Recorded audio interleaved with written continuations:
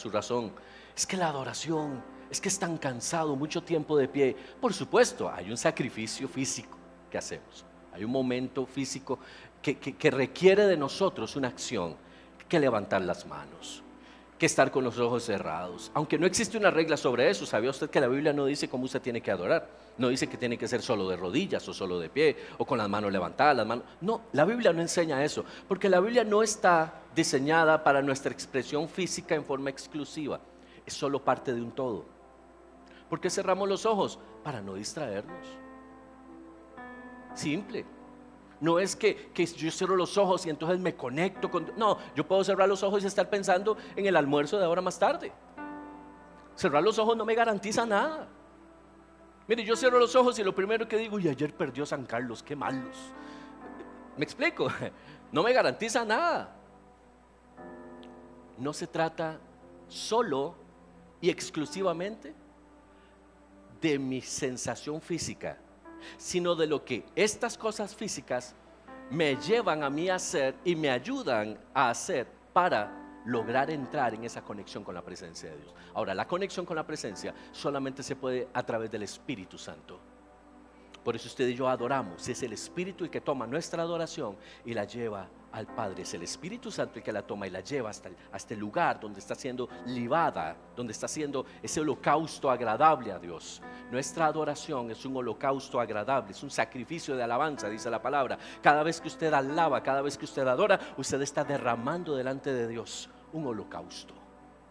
Y ese holocausto está produciendo un olor fragante. Y ese olor fragante está llegando hasta Dios. Y Dios se está agradando de lo que está recibiendo. No es la canción. ¿Sabe? Hay gente que no se sabe las canciones y adora más que la gente que sí se las sabe. ¿Cómo me explica usted eso? ¿Cómo me explica usted que haya personas que no tengan la menor idea de cómo se trabaja con el tema de la música y adoran más que gente que toca? Porque es una expresión del corazón que toma el alma y juntas. Porque Dios no te va a quitar las emociones en el momento de la adoración. Porque para llorar se ocupa estar emocionado, para reír se ocupa estar emocionado. Eso no lo va a quitar el Señor. Pero esa expresión no es para yo sentir bonito. Wow, la adoración estuvo linda. Porque viera cómo lloré. No es tanto eso. No buscamos eso. Es una manifestación, una expresión. Pero no buscamos eso. Buscamos que si lloraste, gloria a Dios, haya una transformación, haya un cambio en ese momento que estuviste en la gloria de Dios. Llorar por llorar no tiene sentido.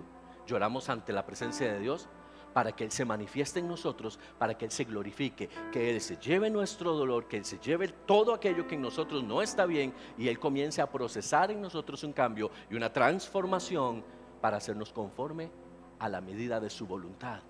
Y ahí es donde nosotros comenzamos a hacer las cosas de la forma correcta. Y es cuando Dios comienza a ser exaltado y Dios comienza a ser puesto sobre todas las demás cosas. Y encontramos un pueblo, un grupo de hijos de Dios que han entendido el diseño y se han dado cuenta de que la forma en la que el reino de Dios se manifiesta en la tierra es a través de la manifestación de los hijos de Dios. Cuando los hijos de Dios son manifestados, la gloria de Dios es manifestada sobre la tierra a través de poder, a través de milagros, a través de cosas poderosas. La gente va a comenzar a creer. ¿Por qué? Porque hay corazones sensibles, corazones sinceros que adoran, que alaban y que todo lo que hacen hacia Dios provocan que Dios se manifieste. No nosotros. Dios no ocupa que yo me manifieste, ocupa que a través de mí se manifieste Él.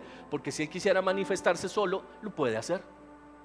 Si Dios quiere manifestarse, ya se manifiesta y no hay nada que lo detenga. Él es Dios soberano, Rey de todos los dioses y sobre todos los reyes Él es Dios.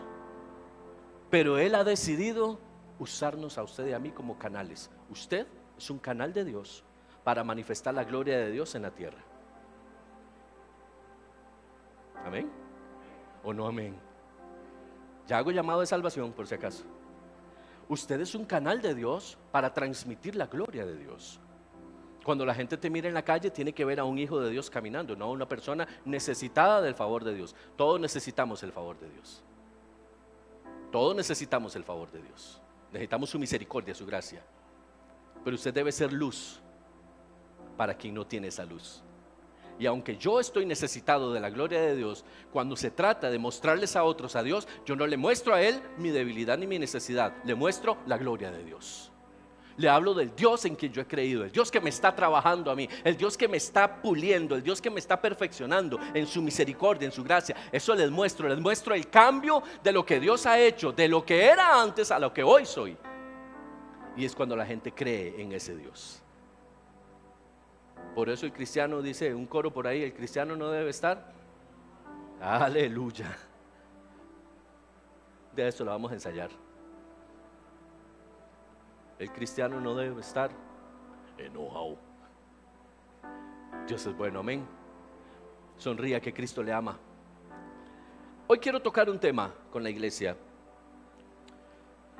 que de una u otra forma se ha vuelto controversial. Y no quiero que usted lo tome a mal, pero sí quiero enseñarle lo que dice la Escritura sobre esto. Estamos viviendo tiempos muy abruptos en el tema político en este país. Estamos viendo cómo los distintos grupos sociales y religiosos se están levantando y se están dividiendo, se están separando. Si usted quiere ver cristianos divididos, hable de política.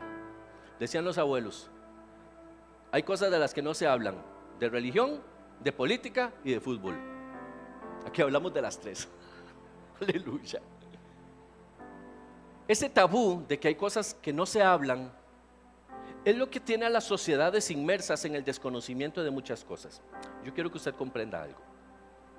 Dios es gobierno desde el principio de los tiempos hasta el final de los tiempos y después de los tiempos. Dios es gobierno.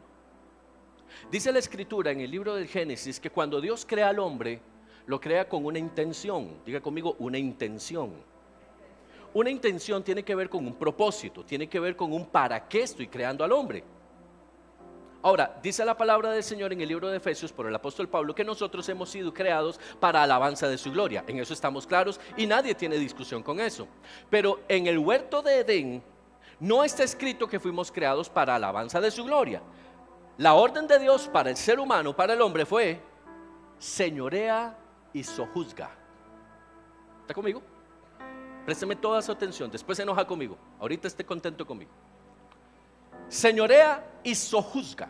Eso tiene que ver con gobierno, eso no tiene que ver con alabanza, no tiene que ver con adoración, no tiene que ver con oraciones. Eso tiene que ver con una razón de ser del ser humano en el huerto de Edén. Es decir, Dios establece al hombre, Adán y Eva, hombre y mujer, los establece en el reino llamado Edén para manifestar en la tierra lo que estaba siendo manifiesto en el cielo.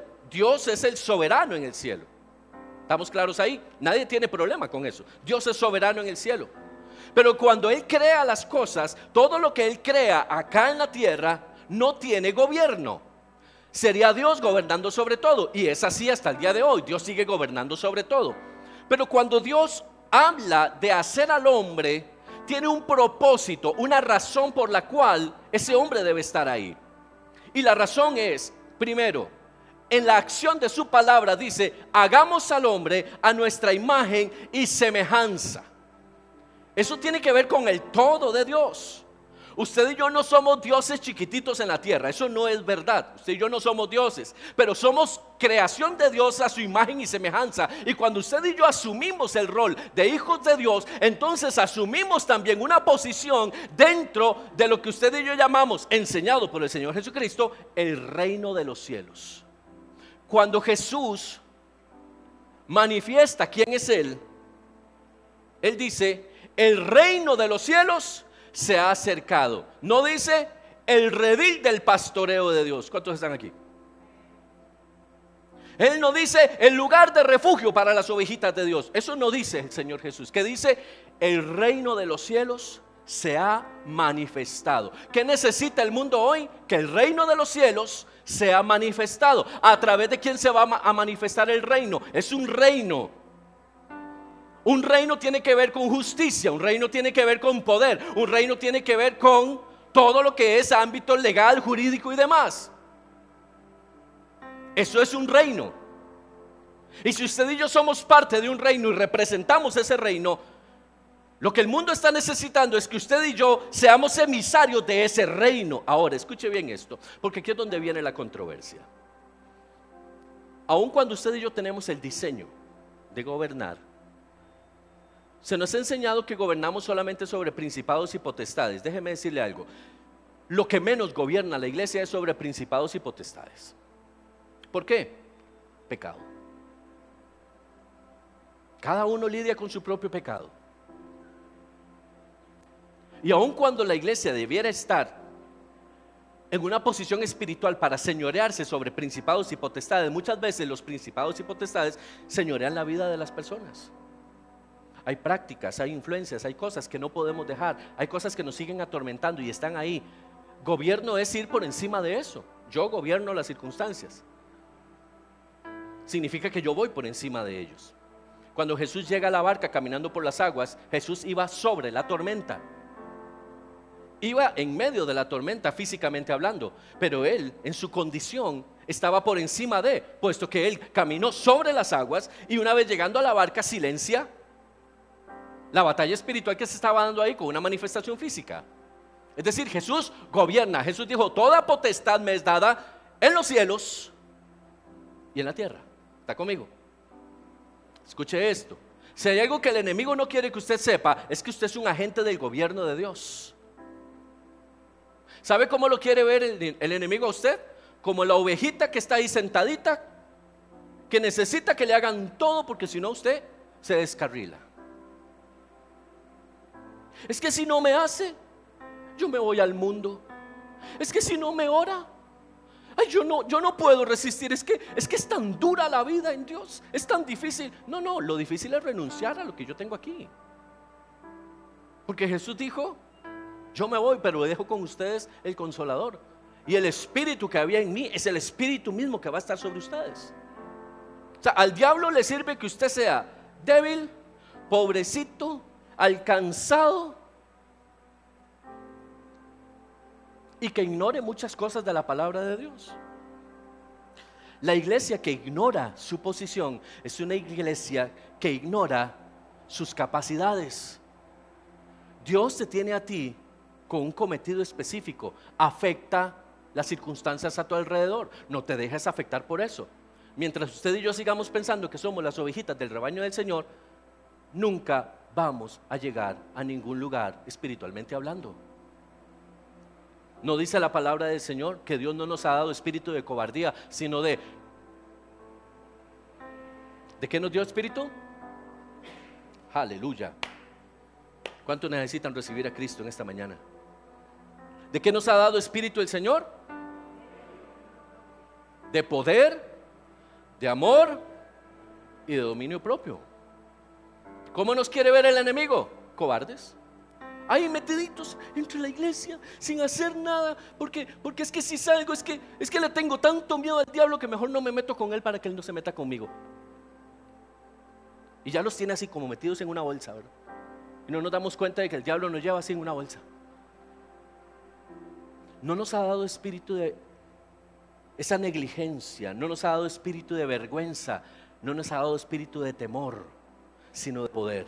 Y el poder tiene que ver con gobierno. Ahora escuche bien.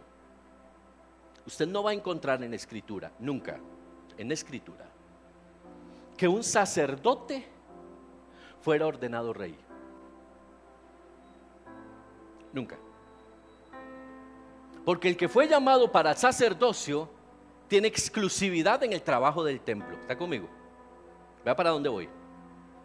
Pero usted sí va a encontrar a alguien ungido como rey sirviendo como un sacerdote. Tal vez a usted se le hizo un colocho ahí, un circuito. Le voy a dar ejemplos. Cuando Dios libera al pueblo de Israel de Egipto, lo hace de la mano de dos personas en especial. Una, Moisés. Moisés es el que se encarga de dar ese paso, de dar ese arranque, ese inicio del proceso de liberación. Y es a través de Moisés que Dios hace cosas. Pero estando Moisés en lo alto del monte, Dios elige a Aarón como sacerdote. Es decir, mientras Moisés gobernaba sobre el pueblo, Aarón servía en las labores del templo, del tabernáculo específicamente. ¿Me sigues acá? Pero sin embargo, Moisés podía entrar al tabernáculo, pero Aarón no podía gobernar. ¿Está conmigo? Usted encuentra posteriormente en el primer rey de Israel a Saúl, un hombre que dice la escritura que era de buen parecer, era alto, fornido. La gente dijo: wow, este tiene que ser el rey. La cabeza le sobresale por encima de todos, ser un hombre muy vistoso. Y el pueblo dijo: vamos con Saúl, hasta el final vamos con Saúl. Y Saúl cometió un error. Saúl fue ungido como rey, pero comenzó a manosear lo santo, al punto de que Saúl, en un momento determinado donde iba a entrar en batalla con los filisteos, y no viniendo el profeta a ofrecer el sacrificio, él toma la determinación de asumir el rol que solamente el profeta o el sumo sacerdote podían hacer, de ofrecer el holocausto. Y en el momento en que él prende el holocausto y empieza a levantar ese olor, aparece el profeta. A causa de esa desobediencia, que se reconoce como una rebeldía, el reino le fue arrebatado. Mas sin embargo, usted encuentra al siguiente, al sucesor, al que vino después, a David, que en otro momento determinado, él comete un error y censa al pueblo, es decir, lo cuenta. Dios había prohibido estrictamente que se censara el pueblo, que se hiciera un conteo. Aún así, David, en un momento en que se nubla su entendimiento espiritual, se bloquea, censa el pueblo y viene una plaga sobre el pueblo como respuesta de Dios por esa decisión. David inmediatamente reconoce que cometió un error. Y es cuando usted ve a David levantando un altar, tomando un holocausto. Recuerde usted que él dice esta frase muy, muy famosa: no daré al Señor sacrificio que no me cueste. Porque quien le pide la ofrenda le dice: yo te la regalo. No, si es para Dios, si es para ti, eres mi rey, yo te la regalo. Y él dice: no me vas a dar nada regalado, porque si a mí no me cuesta, yo no se lo entrego a Dios. ¿Qué nivel de sacrificios? Y David ofrece ese sacrificio. No está el sumo sacerdote al lado, no hay nadie a la par de él, no hay un sacerdocio adicional, no existe nadie que haga el sacrificio. David lo hace. ¿Por qué entonces David sí lo pudo hacer y Saúl no? La respuesta está en el corazón. Porque Saúl era rey, pero en su soberbia quiso saltar por encima del ordenamiento divino. Pero David también era rey, pero David estaba en una actitud de humillación delante de Dios. Y recuerde que David, en el ungimiento que tuvo desde el principio, David era un rey con sacerdocio eterno. Si usted va a la palabra, Primera de Samuel, capítulo 17, por ahí más o menos, 17 y 18, usted va a encontrarse a David huyendo de la presencia del rey Saúl. La primera vez que David huye, entra al tabernáculo y le dice al sumo sacerdote: tengo hambre. Entra al tabernáculo, al lugar donde solamente los sacerdotes podían entrar. David no era rey todavía, pero ya había sido ungido. Había un sello sobre su vida, pero no era para ser sacerdote, era para ser rey. Pero entra al tabernáculo y le dice el hombre de Dios: yo no tengo pan para darte, lo único que tengo es el pan de los sacerdotes. ¿Está conmigo? Solo tengo el pan de los sacerdotes. Y se lo dio. ¿Usted cree que si Dios no hubiera aprobado eso, David se vuelve rey? ¿Usted cree que si Dios no hubiera aprobado eso, años después Dios de su misma boca hubiera dicho: porque no hay otro conforme a mi corazón sino David? La diferencia está en el por qué hacemos lo que hacemos. Y aquí es donde entra la controversia. Mi criterio: yo no concibo que un pastor, siendo llamado pastor, tenga cargos públicos. Pero sí concibo que un hijo de Dios asuma cargos públicos. ¿Por qué? Porque a eso nos llamó el Señor. ¿Está conmigo? Si usted fue llamado a ser pastor, nadie lo está metiendo en otra cosa. Si usted no puede mantener su iglesia, no espere mantener un país. ¿Está conmigo? Si usted no puede mantener su casa, no se ponga a mantener una alcaldía. ¿Están aquí? Diga conmigo: hay diseños Dígalo un poco más fuerte, hay diseños. Dios establece diseños para nuestra vida, para que entendamos cuál es el lugar que cada uno de nosotros debe asumir. En estos momentos en que la política nacional está tan efervescente con tantas cosas, salen muchas cosas a relucir, reuniones de pastores con partidos y todo este asunto. Y créame que es una trama espiritual bastante intensa la que hay, porque la gente anda buscando el voto suyo, el voto mío. Pero yo quiero llevarlo a usted con la palabra para que usted entienda esto. Dije Romanos capítulo 13, si quiere lo busca y me acompaña por favor. Romanos capítulo 13 verso 1 dice: sométase toda persona a las autoridades superiores, porque no hay autoridad sino de parte de Dios, y las que hay por Dios han sido establecidas. ¿Cuál es el principio aquí? Que toda autoridad que Dios pone o permite va de acuerdo al establecimiento, no necesariamente de su corazón, pero sí de su palabra. Es decir, Dios permite que pasen cosas, pero no necesariamente todo lo que pasa es producto del corazón de Dios. Cuando el pueblo en primera de Samuel, cuando el pueblo de Dios se levanta contra Samuel y le dice: ya no queremos que seas tú el que se enseñoree de nosotros, ya no queremos que seas tú el que nos gobierne, queremos un rey como las demás naciones. Lo que el pueblo está diciendo es: queremos ser como los demás pueblos, alejarnos de la senda que hemos aprendido desde la antigüedad y pasar al siguiente nivel.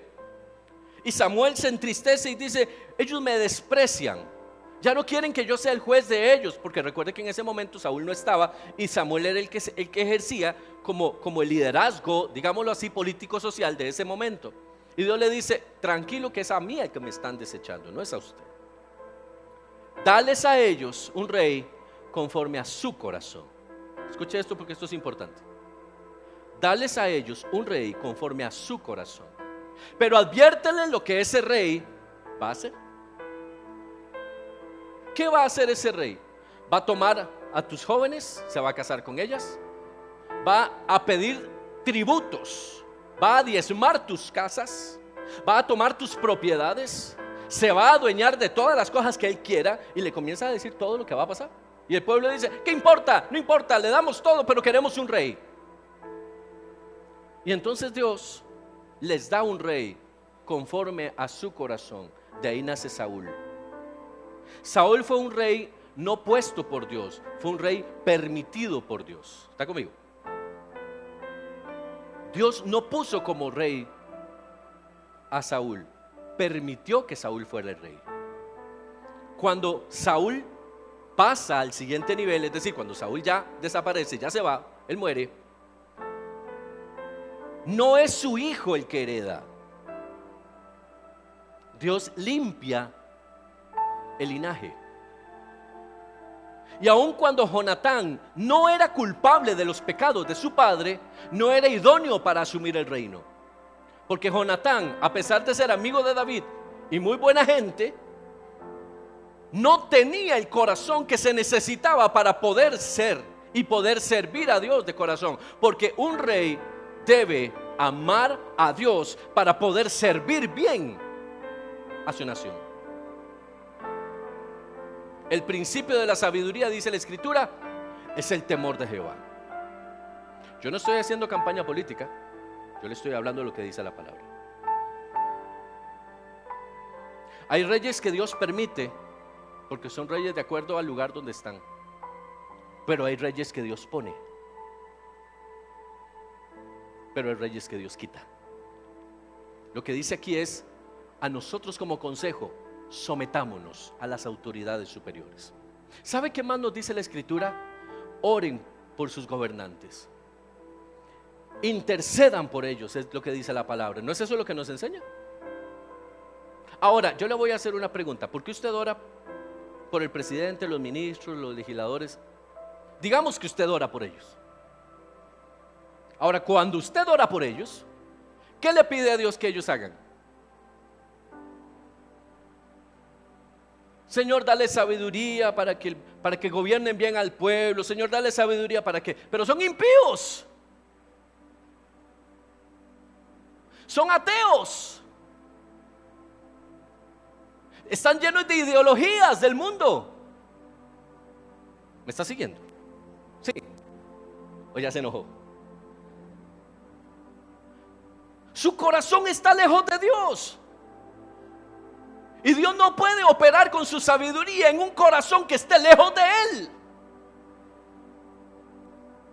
¿Cuántas veces lloró Samuel por Saúl y no pudo hacer nada por Saúl? ¿Cuántas veces David perdonó la vida de Saúl y le dijo: eres mi rey y te honro por ser mi rey? Y Dios le aplaudió, pero le dijo: aún así lo voy a quitar.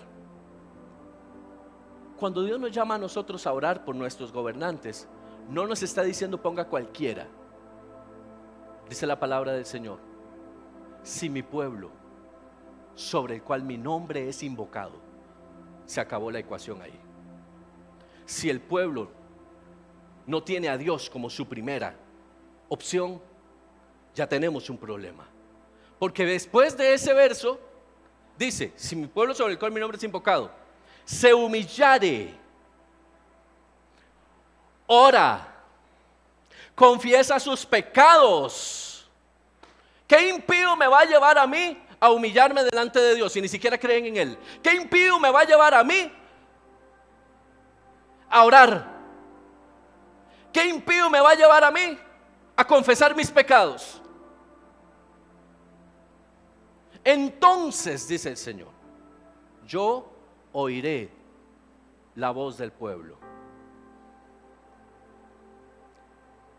perdonaré sus pecados y cierra, sanaré. ¿Qué? Dígalo fuerte, esto yo ocupo que usted lo diga fuerte. ¿Y qué haré? Sanaré. Dígalo más fuerte, sanaré. Que se escuche en la grabación, sanaré. ¿Qué impío puede hacer que usted y yo y este país entero sane nuestra tierra?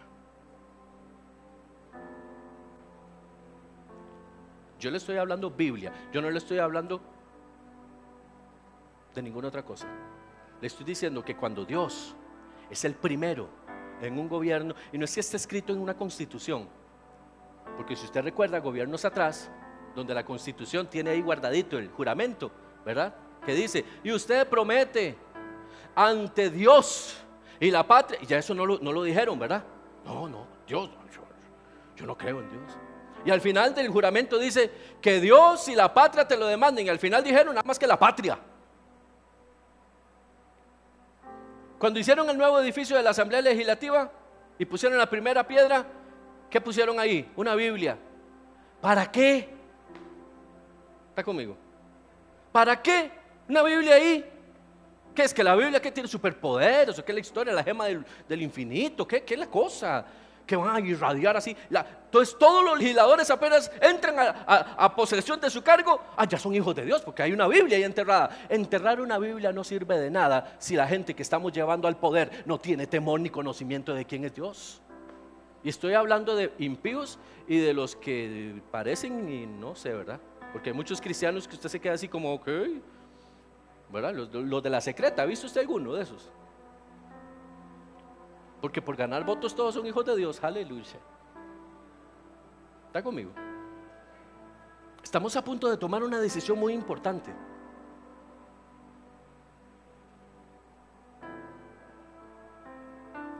Y quieren callar nuestras voces.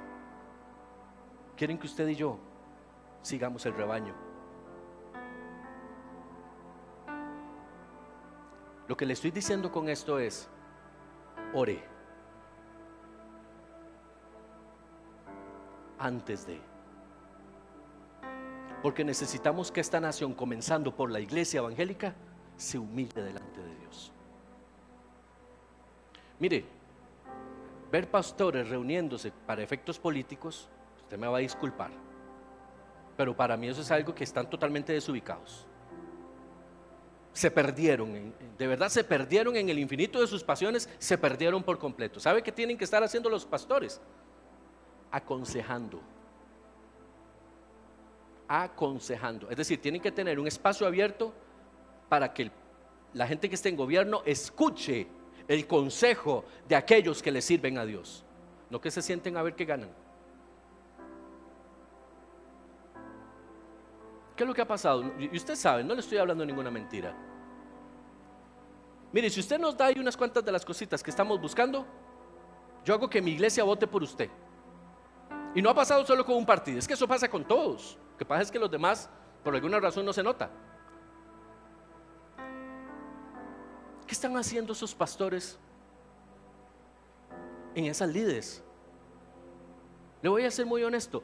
¿Para qué? Y perdóneme, soy pastor, tengo casi 20 años de pastorear y toda la vida de ser cristiano, hijo de Dios. ¿Qué hace un pastor orando por un presidente si después el presidente no le permite llegar a darle un consejo sabio para poder llevar al país a buen puerto?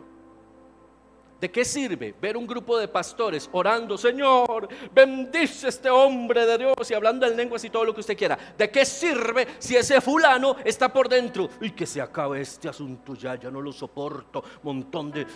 ¿Está conmigo? No le estoy descubriendo el agua tibia, usted sabe que esto es una verdad. Pero gracias, hermanos. Uy, sí, que Dios nos bendiga a todos. Este va a ser el gobierno del pueblo, por el pueblo y para el pueblo. Usted me está siguiendo. ¿Se da cuenta de en lo que hemos caído? El sacerdote no puede ser rey porque ese no es su llamado. Pero el rey tiene que nacer del pueblo. Y cuando digo el pueblo, estoy hablando de la región, no estoy hablando de la iglesia. No me entiendo. Por favor, no le ponga nombre a esto. Estoy hablando de alguien temeroso de Dios. Para esta, para la siguiente, para la que sigue elecciones, hasta que Cristo venga, necesitamos gente temerosa de Dios. Cuando no hay temor de Dios, ¿qué es lo que pasa? Entran ideologías. ¿Cuántos de ustedes aprobaron? No diga sí ni no, pero téngalo ahí usted solito, guárdese usted eso para usted.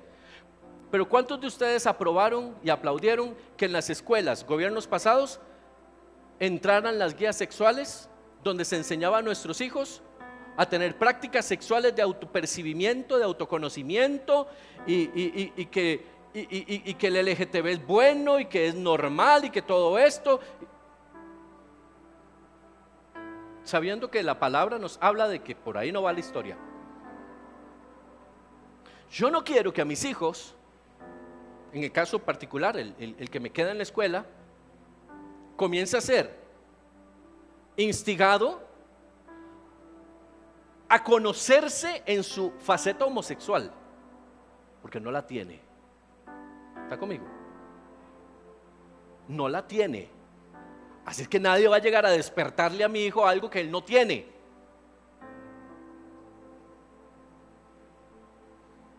Yo no voy a permitir que mi hijo se encuentre con un amiguito y que estén en la casa, se metan al cuarto y se empiecen a tocar porque se están autoconociendo.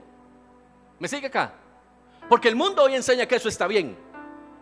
Y para que sepa si eso no. Así funciona. Es la realidad de lo que se vive allá afuera. Entonces, ¿cómo voy yo a decir que eso es bueno para mi país? ¿Cómo voy a decir yo? Porque usted tuvo que haberlo escuchado, si es que usted lo ha hecho en estos días, con el tema de los debates, y particularmente algunos debates de tipo diputacional. ¿Usted está de acuerdo con la eutanasia? ¿Sabe qué es la eutanasia? Que las personas decidan si se quieren morir o no. Y si alguien no tiene la capacidad de decidir por sí mismo, que alguien tenga la patria potestad de decir que se vaya. Así de frío. ¿A qué le vamos a poner adornos? Eso es la eutanasia. Entonces, hay unos que dicen, sí, estoy de acuerdo. Cuando Dios dijo, yo soy el dueño de la vida y yo soy el que dicto el último día.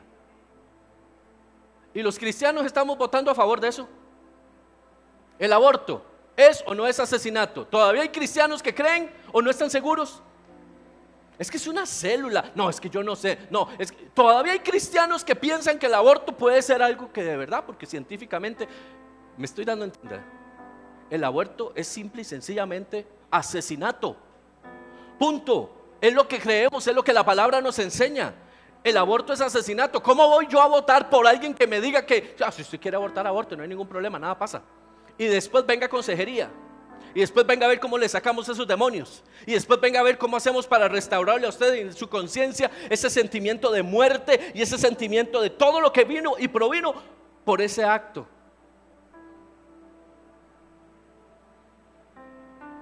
viene algo que se llama el Estado laico. Hay gente, mire, los mismos cristianos, y perdón que use esta palabra, entiéndala en el buen sentido, en su ignorancia. ¿Sabe qué es ignorar algo? Es no saber de qué se está hablando, no tener conocimiento de eso. Eso es ser ignorante, no es una palabra mala en sí misma. El Estado laico no es otra cosa sino el cercenar los derechos de aquellos que profesan una fe, de modo que no lo puedan hacer en forma pública, solamente a nivel privado. O sea, usted y yo hoy venimos con libertad y adoramos al Señor. Nadie nos cierra, nadie, ya sería un exceso, ¿verdad? Que alguien nos ponga una denuncia por exceso de sonido, que es lo que normalmente pasa. Pero el Estado laico establece esto: si alguien pasa por allá y se siente amenazado por algo que se dijo en este lugar, a nosotros nos cierran. Así de plano. Ya no es por sonido, no, es simplemente porque me sentí afectado, porque es que ahí hay un hombre que está diciendo ahí que la eutanasia a mí no me parece, y yo me siento afectado por eso. Entonces nos montan una investigación y nos cierran. El Estado laico es: nadie profesa ninguna religión fuera de las paredes de su iglesia, excepto los gays que tienen una marcha aprobada. ¿Está conmigo? Y la gente dice: sí, Estado laico, Estado. Es desconocimiento. Tienen que entrar un poco más profundo a qué es lo que se está aprobando, qué es lo que se quiere aprobar. Eso es lo que se llama la Agenda 2030. Por ahí andan diciendo: es que la Agenda 2030, no, aprobamos lo que nos gusta y lo que no. Olvídese, por favor. Estos son organismos internacionales que tienen muy claras las cosas, y ellos dicen: el pliego es completo. Cuando usted alquila una casa, ¿alguien ha alquilado aquí una casa? Le dan un contrato, usted lee el contrato. Si no le parece el contrato, ¿qué hace usted? No lo firma, pero no puede firmar una parte, tiene que firmarlo todo. Eso es la Agenda 2030.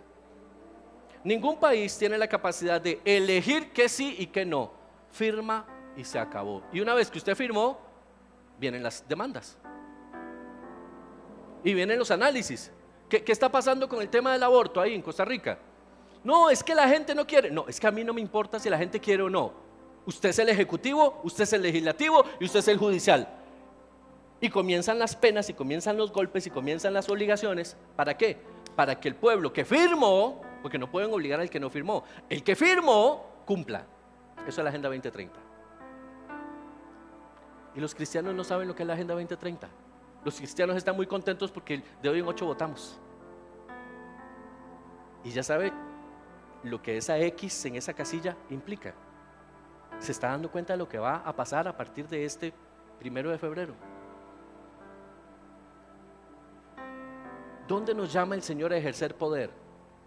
En estas decisiones.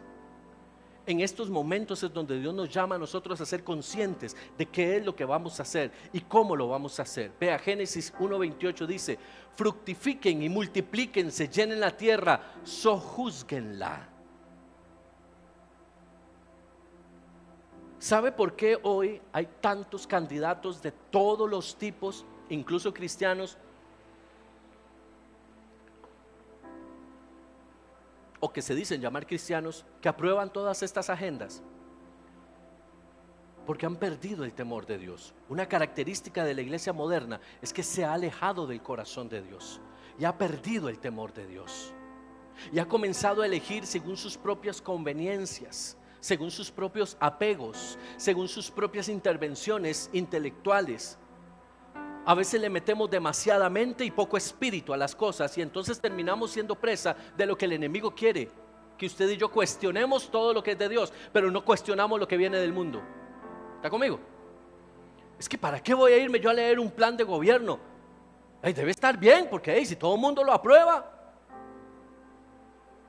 Mateo 16:19 dice: y te daré las llaves del reino de los cielos, y todo lo que atares en la tierra será atado en los cielos, y todo lo que desatares en la tierra será desatado en los cielos. Hay un diseño.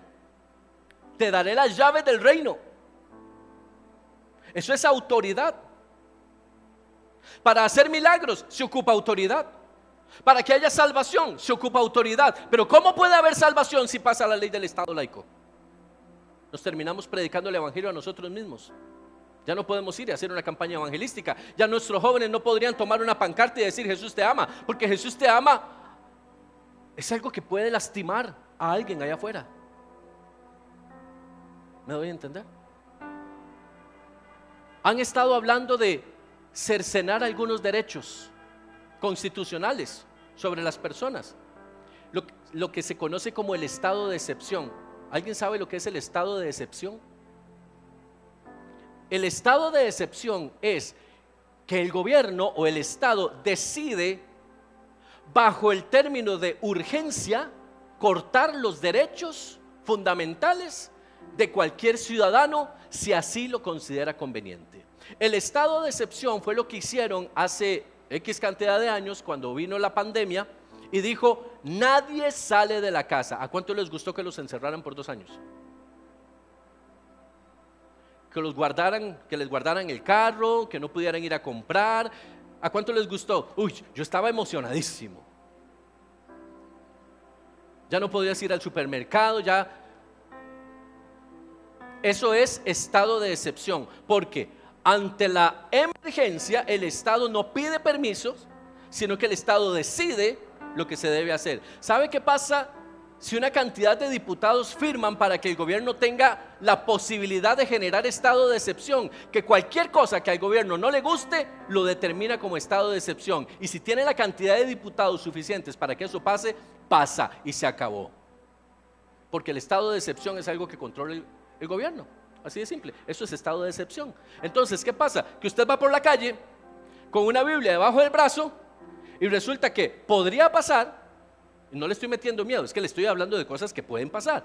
Alguien puede decir: nadie puede andar propaganda evangélica o cristiana en la calle, porque la calle es de todos y eso violenta el derecho a todo el mundo de andar libre y no ser invadido por nada. Entonces, si usted va con una Biblia debajo del brazo, ¿qué van a hacer?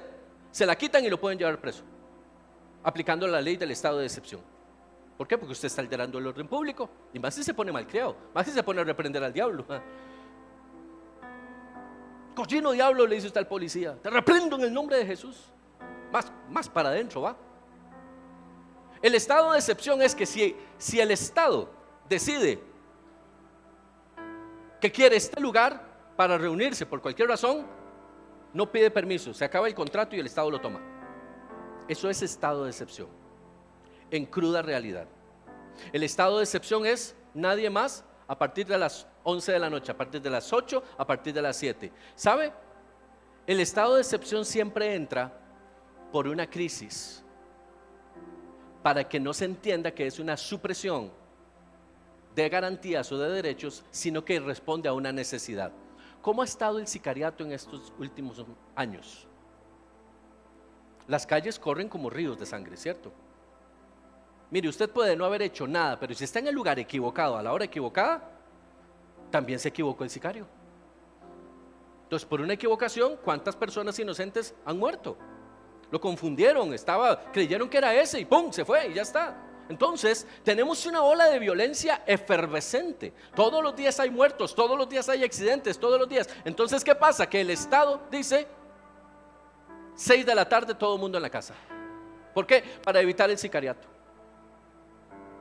Te cortan entonces el derecho, pero te ponen una necesidad. Te dicen: es que hay mucho sicariato. ¿Acaso el sicariato pasa de las 6 de la tarde en adelante? No es en el día que ocurre. ¿Está conmigo? Y comienzan a cortar derechos, y comienzan a cortar derechos, y comienzan a cortar derechos, y cuando te das cuenta, no tienes derecho a nada. Porque el Estado decide a qué tienes derecho, ya no la Constitución. ¿Ha escuchado usted la frase de convoquemos a una asamblea constituyente?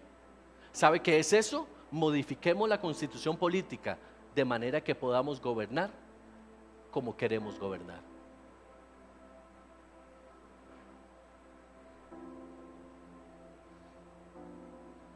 Y la gente que lo está pidiendo no tiene temor de Dios. ¿Qué cree usted que va a pasar? Si usted se quiere lanzar de político, láncese, pero tenga temor de Dios. Yo no le digo que no sea diputado. ¿Y por qué usted no puede ser diputado? ¿Se imagina? 4 millones de colones por mes, solo en dietas, gasolina. ¿A quién le gustaría ser diputado? Y no me venga con el cuento de que es que cuesta mucho.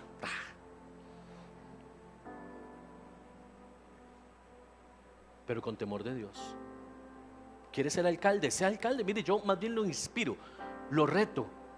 Prepárese y sea un buen alcalde. Móntese ahí, mire, ahí está la municipalidad. Salga de aquí de una vez, vaya, póngale las manos allá a la municipalidad. En el nombre de Jesús, yo tomo esa alcaldía. Vaya, hágalo. Llegue el aceite si quiere, haga lo que quiera. Pero tenga temor de Dios. Que cuando Dios lo ponga en ese nivel de autoridad, lo primero que usted haga es humillar su frente, su corazón y el lugar que Dios le entregó a usted, para que se humillen delante de Dios, para que Dios bendiga ese lugar. Porque no se puede pedir bendición de Dios cuando el corazón no se quiere humillar delante de Dios. ¿Sabe qué salva este país? Que usted y yo asumamos una posición de humillación delante del Señor y entendamos que un pastor no tiene que estar haciendo política, pero que la iglesia sí debería estar gobernando sobre los reinos. Y cuando digo la iglesia, no estoy hablando de una denominación, estoy hablando de los hijos de Dios, gente temerosa de Dios. Por favor, no le ponga a esto banderas, títulos o nombres. Esto no se trata de eso. Es que si de aquí sale alguien que tiene y puede ser alcalde, que lo sea. Si es de la iglesia del vecino, de donde quiera. Además, puede que ni siquiera sea de una iglesia. Hay gente que ni siquiera es cristiana y tiene más temor de Dios que muchos cristianos. ¿Qué ocupamos? Gente que tenga temor de Dios. Prepárese para asumir. Mire, es muy delicado decir esto, porque no hay una garantía real de que ocurra. Hay gente que dice, uy, sí, es que tenemos que llevar muchos cristianos a la asamblea. ¿Para qué? Si con los que han ido, y déjeme decirle, los que más corruptos han sido en una asamblea legislativa son pastores. Tengo nombres, se los puedo dar. ¿Para qué? Que corrupción, que le comenzaron a cobrar el diezmo a sus asesores legislativos, que son pastores metidos en la asamblea legislativa y creyeron que era como la segunda iglesia. ¿Qué les pasa? Nadie llamó pastores para que sean gobernantes. El pastor se queda donde está, en su iglesia, llevando salvación, transmitiendo un mensaje de Dios sobre sus vidas, pero inspirando a aquellos que le escuchan para que ellos sí puedan asumir un cargo. ¿Sabe qué necesitamos? En el INS, gente temerosa de Dios. ¿Sabe qué ocupamos en el Ministerio de Trabajo? Gente temerosa de Dios. ¿Sabe qué ocupamos en la Asamblea Legislativa? En el Poder Ejecutivo, en el Poder Judicial. Gente temerosa de Dios. Gente que cuando vengan esos rollos de billetes, esos puños de plata y les digan, mire, si usted me pasa esta ley, yo le doy esto, diga, te reprendo, Satanás. No que diga, uy, la gloria de Dios, la bendición del Señor, que no añade tristeza con ella. ¿Me está siguiendo? Usted no sabe lo que he orado yo por una bendición de estas.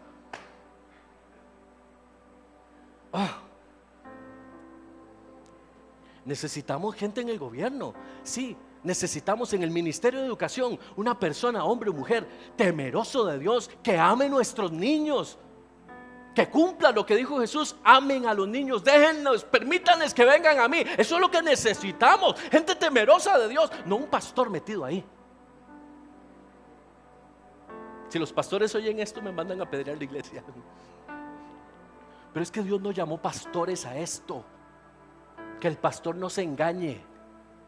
Nuestro deber es aconsejar, estar cerca. Dice que cuando el rey necesitaba, escuche esto, cuando el rey necesitaba consejo, ¿a quién llamaba? Al profeta. Está aquí. Al profeta. Cuando David se enredó con Betsabé, ¿usted se acuerda de esa historia? No, un culebrón fue ese. Algo tremendo pasó ahí en Israel. Yo creo que ahí nació la usurpadora, una cosa así. La veneno. Dice la palabra que cuando el hombre peca, David se enreda con Betsabé y va y hacen sus cosas, ¿verdad? Y manda a matar al esposo de Betsabé. Toda esa historia, un culebrón enorme, de veras. Oiga, dice que viene el profeta, el consejero, el hombre de Dios. Porque el que está en poder se puede nublar. El que está en el poder puede perderse. El que está en el poder se puede desviar. Sí, Señor. Pero si tiene el corazón correcto, dice que el hombre de Dios llegó y le dijo, póngase las pilas, papá, porque pecaste y pecaste feo. Y si sigues así, el pueblo sufre. ¿Y qué hizo David? Entendió. Porque a veces decimos, políticos cristianos, sí, pero es que ellos tienen que ser perfectos. Mi hermano, si usted y yo no somos perfectos, ¿qué le pedimos perfección a nadie? Todos necesitamos a veces el consejo de alguien. Todos necesitamos el consejo de alguien. Es que yo soy el pastor de la iglesia. A mí nadie me puede venir a enseñar. Ya son muchos años de estar en esto. Oh, yo ya pasé por donde asustan. No, no, no, eso no funciona así. Yo me puedo equivocar. Y yo necesito alguien que venga y me diga: Paz, vea, creo que el asunto no va por ahí. Y mi deber es discernir y entender y estar abierto para saber quién me está hablando, de dónde me está hablando y por qué y para qué me está hablando. Y entender eso. ¿Me explico? Por eso necesitamos gente humilde en los puestos de gobierno. Por eso necesitamos gente temerosa de Dios, que cuando lleguen esos hombres y mujeres de Dios, no con ínfulas de grandeza, no que lleguen con demandas, no que lleguen a pedirle espacios y lugares. No, no, no. Es que, ¿sabe qué se ocupa? Que cuando el gobierno está haciendo algo mal, un hombre y una mujer de Dios que sientan de Dios lo que realmente está pasando, llegue y haga esto: necesito hablar con usted, presidente. Así te dice el Señor. No firmes eso. No te muevas así. Ten cuidado con lo que está viniendo. Y que esa persona pueda decir: sí, es de Dios. Y que aprenda a discernir si también es el diablo. Pero eso es solamente alguien temeroso de Dios. ¿Está conmigo? ¿Cuántos saben que la policía es corrupta? Mare no sabe. ¿Cuántos creen que la policía es corrupta? ¿Cuántos saben que los jueces son corruptos? Ahora, ¿desde cuándo sabe usted eso? ¿Cuántos saben que los pastores, algunos son corruptos? No lo sabe. Fíjate. Hay un montón de pastores corruptos. Claro que sí, hay un montón de pastores corruptos. Y usted dirá: ah, sí, policías no conocen a Dios. Ah, sí, jueces, ah, sí, no conocen a Dios. Pero pastores. Es que estar en una iglesia y tener un oficio no me garantiza a mí tener temor de Dios. ¿Me sigues? Por eso estas cosas no se enseñan en algunos lugares, porque nos han enseñado que hay cosas que no se tocan. Esto se toca. Con nuestro país no se juega. Con Costa Rica no se juega. Esto no es como cuando dos equipos van a empezar el partido y entonces llega el árbitro con la moneda. Escudo, corona. Esto no es un escudo y corona. Esto es una intención. El enemigo hace rato tiene los ojos puestos sobre este país. Y el cristiano tiene que entender que llegó la hora de que estas cosas cambien. Necesitamos que Dios se entrone. Yo no le estoy diciendo a usted que un partido político, le estoy diciendo que cuando usted tenga esa papeleta en sus manos, usted haya orado lo suficiente para saber qué va a hacer con ese voto. Y entender que lo que usted no haga bien o haga mal, y yo hagamos bien o mal, va a afectar el desarrollo de nuestra sociedad. Lo va a exponenciar o lo va a transformar. Nuestro deber, orar. No quejarnos después y ver lo que pasó. Ah, mejor no le hubiera dado el voto, ¿eh? Algo me decía que el pastor le estaba diciendo. Yo no puedo llevarlo a usted y hacerlo votar por alguien. Yo no puedo decirle a usted: vote por este o vote por el otro. Mi deber es decirle: póngase muy vivo y muy avispado espiritualmente, y antes de emitir el voto, entienda lo que espiritualmente se está moviendo en el país. No se vaya porque me dijeron, me entrenaron no, usted tiene que conocer, usted tiene que saber. Vea, le nombré cosas, usted no sabía lo que era el estado de acepción. Y eso es peligrosísimo, porque la iglesia no se educa. La iglesia no se educa, porque nos han enseñado que esto de la política no es con nosotros, cuando sí lo es. Escuche esto, quiero ir cerrando.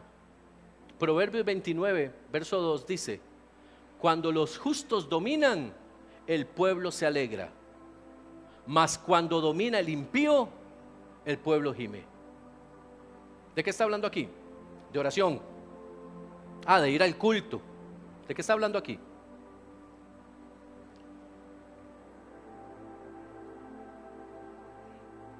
De gobierno. ¿Cómo se siente usted al día de hoy? Súper. Estamos viviendo los mejores tiempos en este país. ¿Cuántos creen que estamos viviendo los mejores tiempos en este país?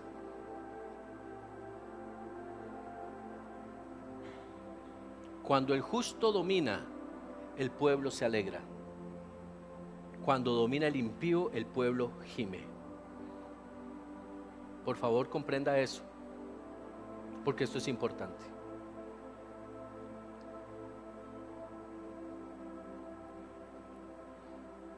Deuteronomio, y cierro con este texto, capítulo 17. Deuteronomio 17, versos 14 al 20. Vea lo que dice: cuando hayas entrado en la tierra que Jehová tu Dios te da, y tomes posesión de ella y la habites, y digas: pondré un rey sobre mí, como todas las naciones que están en mis alrededores. Ojo, Dios está hablando lo que en Primera de Samuel ya vimos. Cuando llegue ese momento, vea lo que dice el Señor. Verso 15: ciertamente pondrás por rey sobre ti al que Jehová tu Dios escogiere, de entre tus hermanos pondrás rey sobre ti. No podrás poner sobre ti a hombre extranjero que no sea tu hermano. Pero él, y aquí viene, no solamente es ponerlo, sino ¿qué es lo que tiene que hacer? Él no aumentará para sí caballos, ni hará volver al pueblo a Egipto con el fin de aumentar caballos. Es decir, no se hará propio de riquezas, porque Jehová os ha dicho: no volváis nunca por este camino. No tomará para sí muchas mujeres, para que su corazón no se desvíe, ni plata ni oro amontonará para sí en abundancia. ¿Qué le está diciendo el Señor? Confórmese con su salario, punto. ¿Está conmigo? Deja de hacer negocios raros. Sigamos. Y cuando se siente en el trono de su reino, entonces escribirá para sí en un libro una copia de esta ley, del original que está al cuidado de los sacerdotes levitas. Y lo tendrá consigo y leerá en él todos los días de su vida, para que aprenda a temer a Jehová su Dios, para guardar todas las palabras de esta ley y estos estatutos, para ponerlos por obra, para que no se eleve su corazón sobre sus hermanos, ni se aparte del mandamiento a diestra ni a siniestra, a fin de que prolongue sus días en su reino, él y sus hijos en medio de Israel. Si a usted no le queda claro qué es lo que Dios quiere para el mundo entero con este texto, mi hermano, tenemos que volver al principio. Esto es gobierno.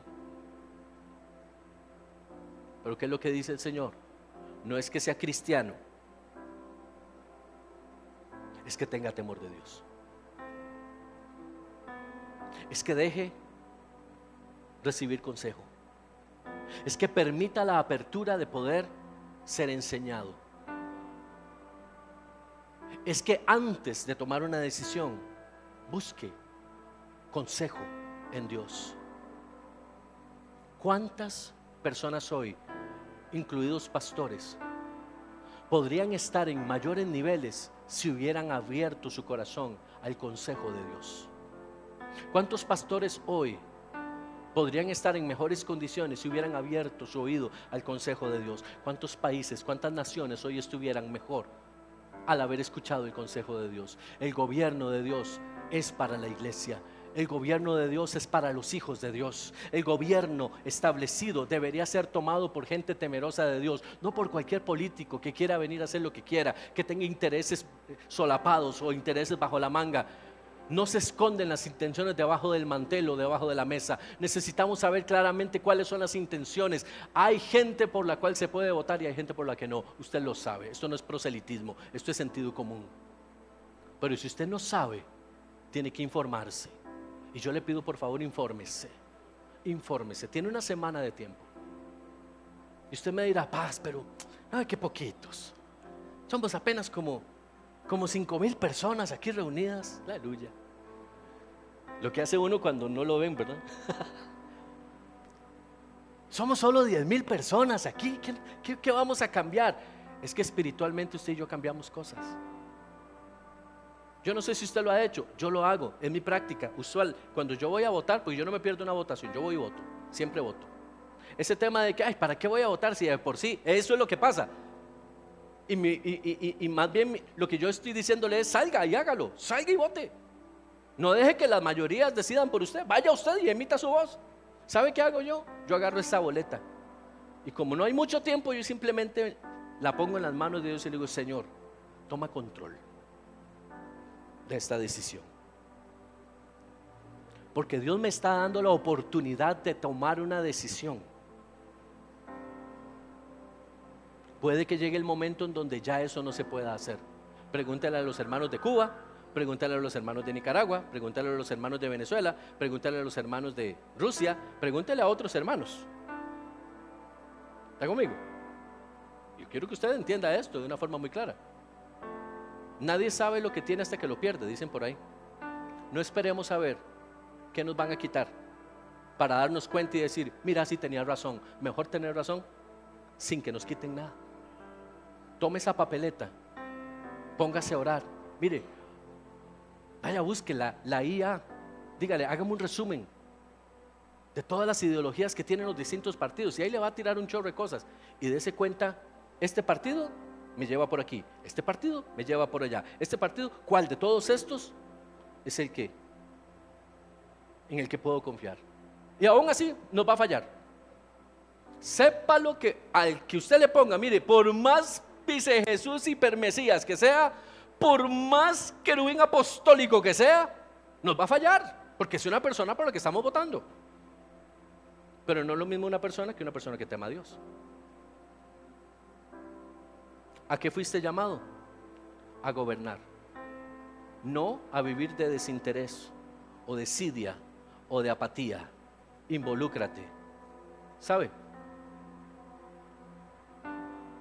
Me parece que llega el momento donde la iglesia, más que poner una bandera en su casa, más que pegar calcomanías en su carro, más que otras cosas que podamos hacer, tenemos que doblar rodillas. Vienen elecciones municipales después de estas en 2 años. ¿Por quién vamos a votar? Yo voto en mi pueblo, Acerrí. Usted vota en Desamparados. ¿Por quién vas a votar? Es lo mismo, son nuestros gobernantes. Y sí, quede quien quede, vamos a orar. Y vamos a orar para que Dios los toque. ¿Y los vamos a respetar? Sí, los vamos a respetar. Y vamos a interceder por ellos, para que se encuentren con Dios. Vamos a orar por todos los ministerios, vamos a estar orando por la Asamblea Legislativa, vamos a estar orando por el Poder Judicial. Hay que estar orando, hay que estar intercediendo por ellos, mis amados. Pero si podemos hacer un cambio, hagamos un cambio. Estamos a 8 días de una de las mayores decisiones en este país, y la iglesia tiene que hacerse escuchar. Si alguien se ha desviado, llámese pastores, líderes religiosos, se han involucrado en cosas, déjelos. No se dé mala vida por eso. Déjelos. Ore por ellos. Ore por ellos. Señor, devuélvelos, Señor. Dale la claridad, interviene con ellos. Porque si algo necesitamos los pastores es oración, para precisamente no desviarnos. Oración y consejo para mantenernos siempre firmes. Amén. ¿Qué le parece si oramos? Padre, en el nombre de Jesús, que esta palabra, que más que una prédica es una enseñanza, pueda preparar nuestros corazones para lo que está por venir. Estamos hablando, Señor, de buscar tu rostro. Estamos hablando de que seas tú el que se siente en el trono de este país. Los próximos 4 años serán claves para muchas cosas, entre ellas las agendas mundiales, las agendas y la intervención del mundo sobre nuestra nación. Queremos ver mejorías, queremos que los niveles de asesinato, los homicidios, queremos, Señor, que tantas cosas que han entrado a nuestro país y que han afectado la sociedad entera disminuyan. Pero para eso necesitamos volver al temor de Dios, que la iglesia se pueda manifestar, que los hijos de Dios puedan tomar valientemente la batuta y entender que hemos sido llamados y puestos por Dios para ocasionar un cambio, un caos en el mundo espiritual, si se quiere ver así. Necesitamos que tú nos dirijas, necesitamos que tú nos instruyas, necesitamos caminar en el temor de Dios, no en las conveniencias. No necesitamos caer en las emociones, me gusta, no me gusta. Eso no es lo que predomina. Eres tú, Señor. Pero debemos entender que sea quien sea nuestro próximo presidente, se va a equivocar. Y por eso tu palabra nos enseña, puesto los ojos en Jesús, autor y consumador de la fe, que hasta el día de tu venida nos encuentres haciendo el bien, nos encuentres estableciendo el reino, nos encuentres caminando de gloria en gloria, haciendo que este cantón, que estas provincias, que este país entero reconozca que tú eres Dios sobre todos los dioses. Tú eres Dios. Bendigo a cada uno, Señor, y pido sabiduría, como dice tu palabra en el libro de Santiago, para cada uno de nosotros. Que tu luz brille sobre nuestra vida, que podamos elegir con sabiduría, con responsabilidad. Que entendamos que quedarnos sin ir a votar no va a solucionar nada. Necesitamos hacer sentir nuestra voz, nuestra decisión, porque para eso nos pusiste, Señor, para ese cambio trascendental. En el nombre de Jesús, amén y amén.